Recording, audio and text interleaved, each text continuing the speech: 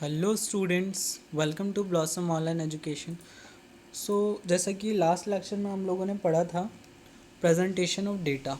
तो जो डेटा का प्रेजेंटेशन की कुछ चीज़ें हमने देखी थी कि रो डेटा क्या होता है, फ्रीक्वेंसी क्या होती है, टेली मार्क्स क्या होता है, क्लास इंटरवल क्या होता है, डेटा का अरेंजमेंट क्या होता है, ये सारी चीज़ें हमने देखी थी।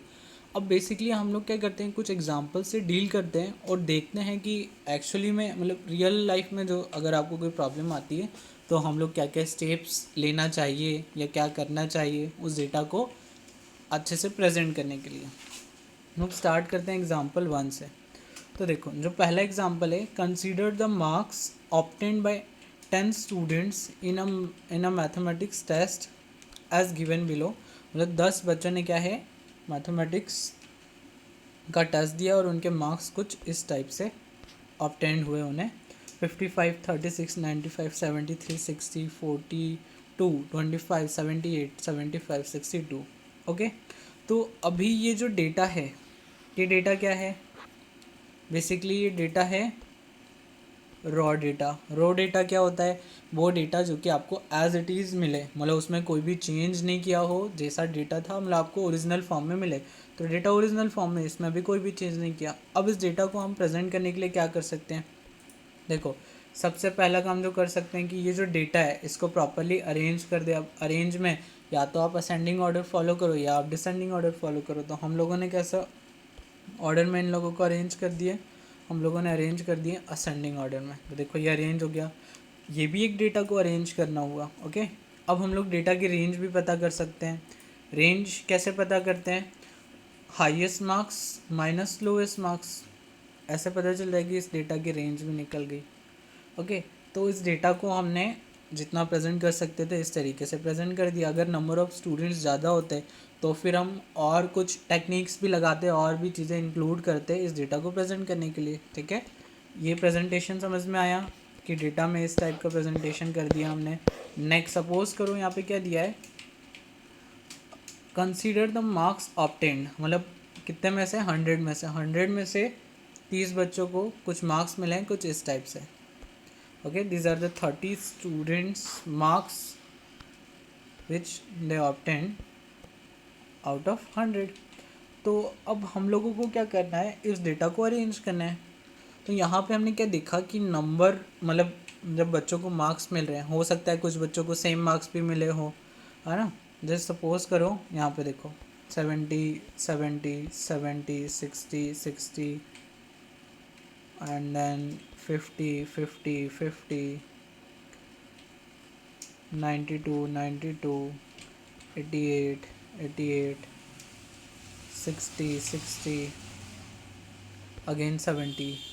तो हमने क्या देखा कि यहाँ पे बहुत सारा डेटा रिपीट हो रहा है। अब जब डेटा रिपीट हो रहा है तो हम लोगों ने एक चीज़ पढ़ी थी, आपको याद आ रहा होगा, फ्रिक्वेंसी। फ्रिक्वेंसी मतलब क्या, जो कि किसी एक डेटा का रिपीटेशन बताता हो। तो हम लोग क्या करेंगे, एक टेबल बनाएंगे जिसमें दो कॉलम्स होगी, एक साइड होंगे मार्क्स और अदर साइड होगी उस मार्क्स की फ्रिक्वेंसी, मतलब वो मार्क्स कितनी बार रिपीट हुए हैं। ओके, तो जस्ट सी, ये मार्क्स का कॉलम है और जो सेकंड कॉलम है क्या है, नंबर ऑफ़ स्टूडेंट्स, है ना। बेसिकली वो फ्रिक्वेंसी बता क्या रहा है, वो यही बता रहा है ना कितने बच्चों को मिले।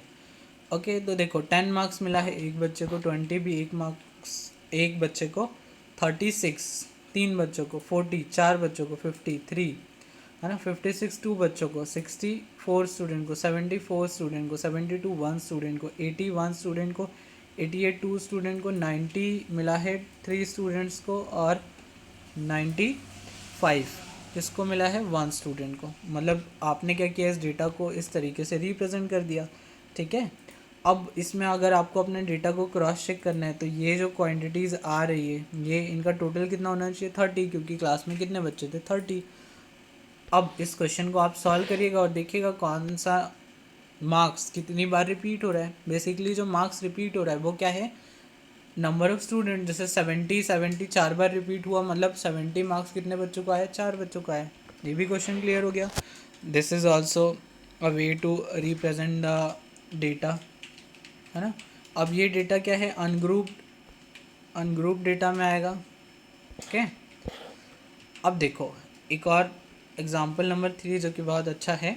इसमें क्या बोला है कि 100 प्लांट्स, मतलब 100 स्कूल्स में लगाए गए, मतलब एक स्कूल में 100 प्लांट्स लगाए गए। तो अब आपसे क्या पूछा गया है, और 1 महीने बाद आफ्टर 1 मंथ हर स्कूल में जाके देखा गया कि कितने प्लांट वहाँ पे बचे हैं। हो सकता है कुछ प्लांट ग्रो ही नहीं हुए, है ना, 100 में से। तो ये आपको डेटा दे दिया है 100 स्कूल्स का।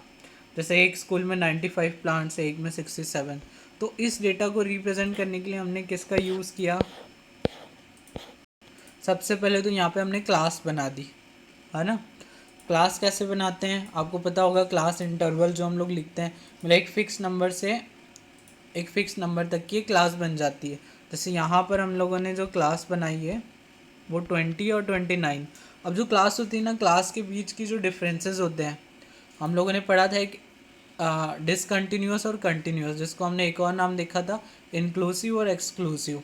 मतलब ऐसी भी क्लास होती है जो कि कंटिन्यूस होती है, मतलब उन सब के बीच का जो डिफरेंस है वो सेम होगा, और ऐसी भी क्लास होती है जिसमें डिफरेंसेस सेम नहीं होंगे। तो हम लोग अभी कौन सी क्लास की बात कर रहे हैं जिसमें डिफरेंसेस सेम होंगे, ठीक है। तो हमने क्लास बनाई जिसमें लोअर लिमिट 20 लिया, फिर अपर लिमिट लिया 29। सब में देखो आपको 9 का डिफरेंस मिलेगा, 30, 39, 40, 49, 50, 59। ओके, देन ऐसे करते करते जो लास्ट क्लास है वो क्या है आपकी 90, 99। फिर इस डेटा को हमने किससे रिप्रेजेंट कर दिया? टैली मार्क्स से। ये भी मैं आपको बता चुका हूँ। अब फ्रीक्वेंसी देखी कि 20 से 29 के बीच में कितने, मतलब स्कूल से जिनमें प्लांट इतने बचे हैं। तो ऐसे कितने स्कूल हैं? 3। समझ में आया? इस तरीके से इस डेटा को रिप्रेजेंट कर दिया। अगेन ये जो फ्रीक्वेंसी, ये क्या बता रहा है? नंबर ऑफ स्कूल्स बता रहा है। और इन सबको ऐड कर दो कि आपके टोटल स्कूल 100 आना चाहिए, तो आपका आंसर चेक हो जाएगा। ओके, इस तरीके से डेटा को रिप्रेजेंट कर दिया यहाँ पर। समझ में आया आपको? तो ये 3 एग्जाम्पल थे, इनको आप अच्छे से सॉल्व करना। उसके बाद जैसे आगे वाले एग्जाम्पल है, अब इनमें आप ट्राई करना, आप खुद समझो कि बेसिकली वो कर क्या रहे हैं। एग्जाम्पल 4 आप समझने की कोशिश करना है कि डेटा में क्या क्या चेंजेस किए हैं, है ना। हर चीज़ को आपको रिवाइज करना है। क्लास इंटरवल देख रहे हो तो ये देखना है कंटिन्यूस है या डिसकंटिन्यूस है ना। और डेटा में क्या क्या यूज़ किया है, जैसे यहाँ पे फ्रिक्वेंसी यूज़ किया, यहाँ पे क्लास इंटरवल यूज़ किया है। तो हम लोगों ने जो जो चीज़ें पढ़ी वो चीज़ें ये यूज़ कर रहे हैं। देखो यहाँ पे lower limit, upper limit, difference, ये सारी चीज़ें यूज़ कर रहे हैं। ओके, तो ये एग्जांपल समझना, बाकी नेक्स्ट क्लास में मैं तो ये एग्जांपल समझाऊंगा ही आपको। Okay okay students, we will meet in the next class. Bye bye.